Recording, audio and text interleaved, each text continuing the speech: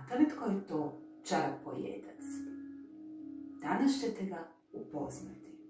To je ovaj moj prijatelj ovdje.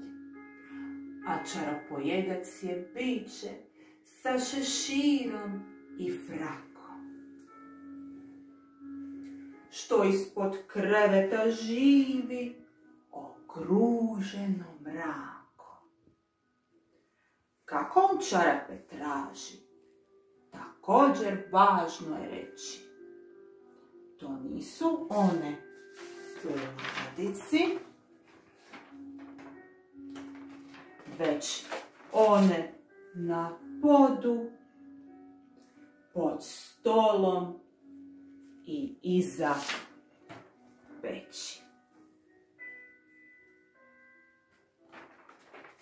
Svaki čarapojedac koji drži do svog znanja nikada ne krade čarape složene uredno nakon pranja.